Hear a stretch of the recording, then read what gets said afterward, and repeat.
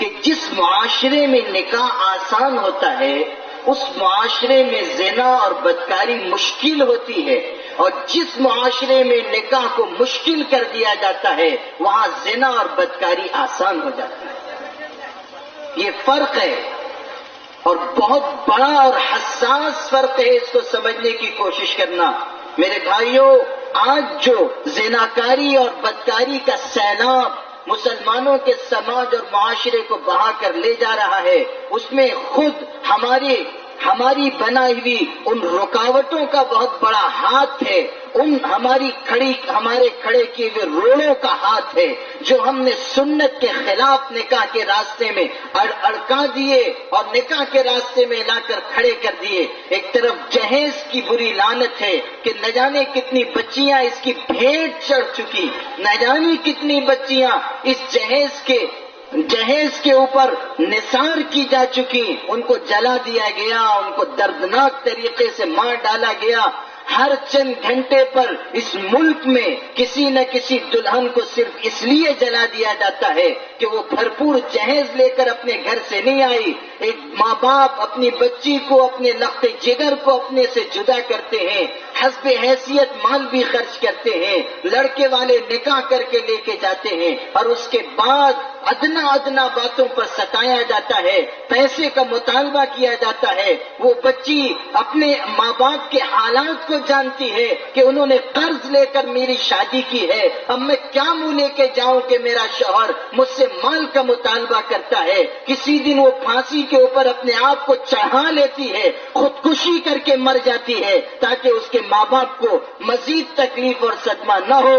لوگوں، یہ جو جہیز اور اس طرح کی بری لعنتیں اور رسوم و رواج ہم نے نکاح کے سلسلے میں اپنے سماج اور معاشرے میں عام کر دیا، ان رسوم و رواج نے زناکاری کو آسان بنایا، بدکاری کو آسان بنایا، حرام کے دروازے کھل گئے، ہمارا ایک جوان عیاش بنتا جا رہا ہے۔ میں بالکل صاف آپ سے کہنا چاہتا ہوں، میں آپ کو لگی لپٹی بات نہیں سنانا چاہتا کہ آج یہ سچائی نہیں ہے کہ ہمارے جوان بھائیوں کے موبائل میں گندی اور ننگی فلمیں بھری ہوئی ہیں، وہ گلی کے نکڑوں پر، چوک چوراہوں پر بیٹھ کر نافرمانی اور گناہ کر رہے ہیں۔ کیا دروازے گناہ کے اور معصیت کے نہیں کھلے ہوئے؟ کیا بے حیائی کے اڈے ہم سے آباد نہیں؟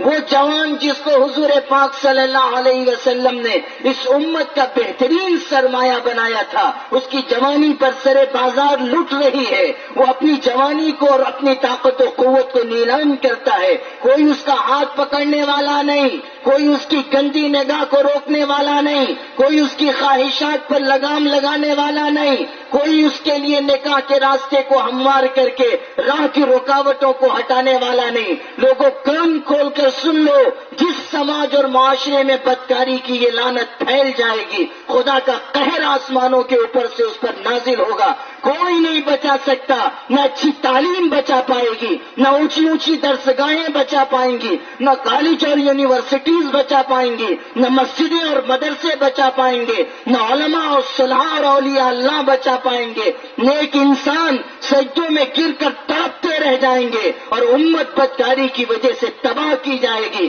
کیا ہم نے نہیں دیکھا کہ موسیٰ علیہ السلام جیسے عظیم پیغمبر کی موجودگی میں ان کے لشکر میں صرف 2 لوگوں نے، بلکہ ان کی قوم کے صرف ایک مرد نے یہودی لڑکی کے ساتھ زنا کا گناہ کیا تھا، ایک آدمی نے پورے لشکر کے اندر زنا کا گناہ کیا۔ موسیٰ علیہ السلام جیسا پیغمبر موجود ہے، اللہ کا عذاب اترا اور چند گھنٹوں کے اندر 70,000 لوگوں کو ہلاک کر دیا گیا۔ جب تک ان دونوں زنا کرنے والوں کا خاتمہ نہیں ہوا، اللہ کا عذاب نہیں رکا۔ موسیٰ علیہ السلام جیسے پیغمبر کی موجودگی میں خدا کا عذاب آیا، تو آج تو کوئی پیغمبر نہیں، آج تو ہمارے درمیان کوئی نبی نہیں، آج تو اللہ تعالیٰ کا کوئی پیغمبر اور اس کا کوئی قاصد و نمائندہ نبوت اور رسالت کے ساتھ ہمارے درمیان نہیں۔ کس طرح یہ امت اپنے آپ کو نافرمانی اور گناہ کے ساتھ اللہ کی رحمت کا مستحق بنا سکے گی؟ کبھی آپ نے سوچا کہ کس رخ پہ ہمارا سماج، ہمارا معاشرہ جا رہا ہے؟ حضور پاک صلی اللہ علیہ وسلم نے فرمایا تھا، اور بالکل صاف الفاظ میں آپ نے خبر دی تھی ما ظہرت الفاحشۃ فی قوم قط، کسی بھی قوم میں، کسی بھی بستی میں بدکاری کا گناہ نہیں ظاہر ہوتا مگر یہ کہ اللہ تعالیٰ اس کی ہلاکت کا فیصلہ اتار دیتا ہے. ما ظہر الزنا والربا فی قریۃ الا عزل اللہ عز وجل بہلاکہا. دو گناہوں کے بارے میں ایک دوسری حدیث میں فرمایا، ایک تو زناکاری اور دوسرے سودی لین دین. فرمایا جس آبادی میں بھی زنا اور سودی لین دین عام ہو جائے گا، ظاہر ہو جائے گا، عزل اللہ عز وجل بہلاکہا، اللہ پاک نے اس پوری بستی اور آبادی کو ہلاک کرنے کی اجازت دے دی. اللہ پاک نے اجازت دے دی کہ اب اس کو ہلاک کر دیا جائے. قرآن میں فرمایا کہ اللہ پاک جب کسی آبادی کو ہلاک کرنے کا فیصلہ فرماتا ہے، اذا اردنا ان نهلك قرية امرنا مترفيها ففسقوا فيها فحق عليها القول فدمرناها تدميرا. سورہ بنی اسرائیل میں 15ویں پارے میں قرآن مجید میں فرمایا کہ جب ہم کسی آبادی کو ہلاک کرنا چاہتے ہیں تو وہاں مالداروں کی کثرت کر دیتے ہیں، پیسے والے زیادہ ہو جاتے ہیں، دکاندار زیادہ ہو جاتے ہیں، کارخانے دار زیادہ ہو جاتے ہیں، بڑی بڑی فیکٹریوں کے مالک زیادہ ہو جاتے ہیں، خوب پیسے آتے ہیں اور پیسے کی وجہ سے عیاشی آتی ہے، اور جب ان کے اندر گناہ کی کثرت آ جاتی ہے فحق علیہا القول، تو پھر اللہ کا عذاب ان کے اوپر سچ ثابت ہو جاتا ہے. فدمرناها تدمیرا، پھر اس وقت ہم اس پوری بستی کو تباہ و برباد کر کے رکھ دیتے ہیں. اس وقت خدا تعالیٰ پھر ہلاکت کا فیصلہ اتار دیتا ہے. جہاں جہاں بدکاری عام ہوگی خدا تعالیٰ کا عذاب آئے گا. اس لیے میرے بھائیوں، نکاح کا یہ نظام اس لیے دیا گیا تاکہ ان برائیوں سے پورے سماج کی حفاظت ہو سکے. اس لیے نکاح کا نظام دیا گیا اور نکاح کو آسان کرنے کا حکم دیا گیا تاکہ زناکاری کے دروازے بند ہو جائیں. پھر نکاح کے سلسلے میں ایک ایک حصے کی ہدایت حضور پاک صلی اللہ علیہ وسلم کے اسوے اور نمونے میں موجود ہے. نکاح سے پہلے بھی، نکاح کے وقت بھی، نکاح کے بعد بھی کیسی زندگی ہو، کس طرح نکاح کے لیے لڑکی کو پسند کیا جائے، کس طرح شادی طے کی جائے، کس طرح نکاح ہو، کہاں پر ہو، کس طرح اعلان کیا جائے، یہ ساری تفصیل حدیث میں موجود ہے. حضور پاک صلی اللہ علیہ وسلم نے نکاح سے پہلے کے بارے میں، نکاح سے پہلے ہدایت دی کہ نکاح کرنا ہے تو اب تم کو لڑکی کو منتخب کرنا ہوگا. تو کیسی لڑکی منتخب کرو؟ ہمارے جوان بھائی دھیان سے اس کو سنیں. حدیث پاک میں فرمایا تنکح المرأة لأربع لمالها ولجمالها ولحسبها ولدينها فاصبر بذات الدین تربت یداک. ارشاد فرمایا کہ عورت سے نکاح 4 وجہ سے کیا جاتا ہے. کسی بھی عورت سے شادی ہوتی ہے تو 4 بنیاد ہے، ان میں سے کسی ایک بنیاد کی وجہ سے شادی کی جاتی ہے. یا تو اس کے مال کی وجہ سے، یا تو اس کی خوبصورتی کی وجہ سے، یا تو اس کے اونچے حسب نسب، اونچے خاندان کی وجہ سے، یا تو اس کی دینداری کی بنیاد پر. یہ 4 چیزیں ہیں جس کی وجہ سے کسی عورت سے نکاح کا فیصلہ کیا جاتا ہے. کبھی انسان مال دیکھتا ہے، کبھی انسان خوبصورتی دیکھتا ہے، کبھی انسان اونچا خاندان دیکھتا ہے، اور کبھی دینداری اور سیرت اور کردار دیکھتا ہے. حالانکہ جو انسان مال کے لیے، حسن و جمال کے لیے، اونچے خاندان کے لیے نکاح کرے گا، حدیث شریف نے صاف فرمایا کہ اللہ تعالیٰ مال کی بنیاد پر نکاح کرنے والے کو فقیر کر دے گا، اور جو حسن و جمال کے لیے نکاح کرے گا اس کی بربادی بڑھے گی، اور جو اونچا خاندان دیکھ کر نکاح کرے گا اللہ تعالیٰ اس کو رسوا کر دے گا. ہاں، جو دین کی بنیاد پر رشتہ کرے گا اللہ تعالیٰ اس کو کامیاب فرمائے گا. دین کی بنیاد پر رشتہ، سیرت کی بنیاد پر رشتہ، مال نہیں. خوبصورتی نہیں. مال کیا ہے؟ مال آج ہے کل ختم ہو جائے گا. مال آنی جانی چیز، مال بے وفا چیز، مال انسان کے ہر وقت ساتھ دینے والی چیز نہیں، آنی جانی چیز. اقبال نے کہا تھا من کی دنیا ہاتھ آتی ہے تو پھر جاتی نہیں، من کی دنیا ہاتھ آتی ہے تو پھر جاتی نہیں، تن کی دنیا چھاؤ ہے، آتا ہے دھن جاتا ہے تن. دولت تو آتی ہے اور چلی جاتی ہے، خوبصورتی بھی ہمیشہ کے لیے نہیں، خوبصورتی بھی عارضی ہے، وقتی چیز ہے. آج ایک مرد خوبصورت ہے، ایک عورت خوبصورت ہے، ایک بیماری آئے گی ساری خوبصورتی ختم، بڑھاپا آئے گا ساری خوبصورتی ختم. حسن و جمال ہمیشہ رہنے والی چیز نہیں ہے. حسن صورت چند روزہ، کسی شاعر نے کہا اور بہت پیاری بات کہی، حسن صورت چند روزہ، حسن سیرت مستقل. یعنی انسان کی شکل و صورت کی جو خوبصورتی ہے وہ چند دنوں کے لیے ہے، مگر جو اس کی سیرت کی خوبصورتی ہے وہ ہمیشہ کے لیے ہے. حسن صورت چند روزہ، حسن سیرت مستقل. اس سے خوش ہوتی ہیں آنکھیں، اس سے خوش ہوتا ہے دل.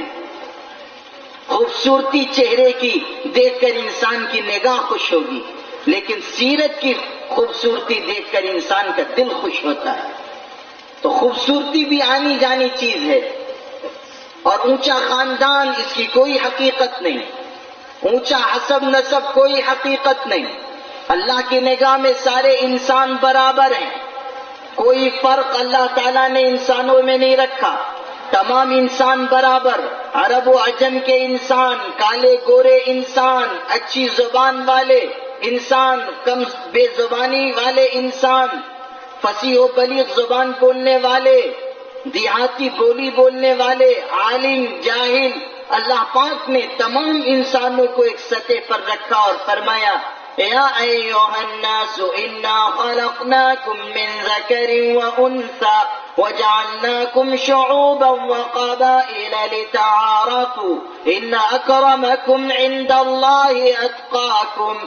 26ویں پارے میں سورہ حجرات میں فرمایا دنیا کے انسانوں ہم نے تم تمام کو ایک مرد ایک عورت سے پیدا کیا. تم سب آدم و حوا کی اولاد ہو، تم سب ایک ماں باپ کی اولاد ہو، تم میں کوئی چھوٹا نہیں کوئی بڑا نہیں. یہ ذات برادری کی تفریق، یہ نسل و زبان کی تفریق، یہ اونچے اور نیچے ہونے کے پیمانے، یہ علاقائی نفرتیں اور تعصب، ان کی کوئی حقیقت نہیں ہے. سارے انسان برابر ہیں. جو انسان زبان کی بنیاد پر لوگوں کو الگ کرے گا وہ جاہلیت کی طرف دعوت دینے والا ہے. جو اپنی ذات اور برادری پر فخر کرے گا وہ جاہلیت کی طرف دعوت دینے والا انسان ہے. جو انسان اپنے خاندان کی وجہ سے غرور کرے گا وہ اللہ کی نگاہ میں بہت ہی برا انسان ہے. اللہ پاک نے فرمایا جعلناکم شعوبا وقبائل لتعارفوا. اللہ پاک نے تمہارے درمیان جو مختلف خاندان بنائے وہ اس لیے تاکہ تم ایک دوسرے سے تعارف حاصل کرو، بس اس لیے. اور تم میں سب سے زیادہ عزت والا وہ ہے اللہ کے نزدیک جو اللہ سے سب سے زیادہ ڈرنے والا ہے. یہ ہے عزت کا معیار، سب سے زیادہ ڈرنے والا. بہترین انسان وہ ہے جو اپنے گھر والوں کے لیے سب سے بہترین ہو، اور میں اپنے گھر والوں کے لیے تم میں سب سے زیادہ بہترین ہوں. یہ نصیحت فرمائی شوہر کے لیے. اور بیوی کو کیا نصیحت کی؟ ہماری ماں بہنیں خاص طور سے سنیں.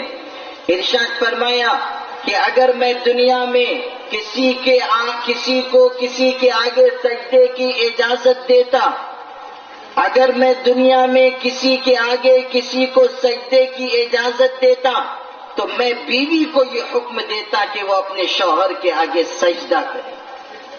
عظمت بتائی کہ شوہر کا اتنا اونچا مقام ہے کہ اگر اس کے آگے بیوی کو سجدہ کروایا جائے تو بھی اس کے حقوق ادا نہیں ہوں گے. لیکن سجدہ اللہ کے علاوہ کسی کے لیے نہیں، سجدہ اللہ کے علاوہ کسی کے لیے نہیں.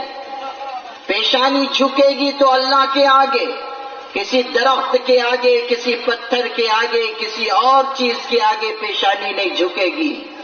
پیشانی اللہ نے بنائی ہے، اللہ ہی کے آگے اسے جھکنا چاہیے۔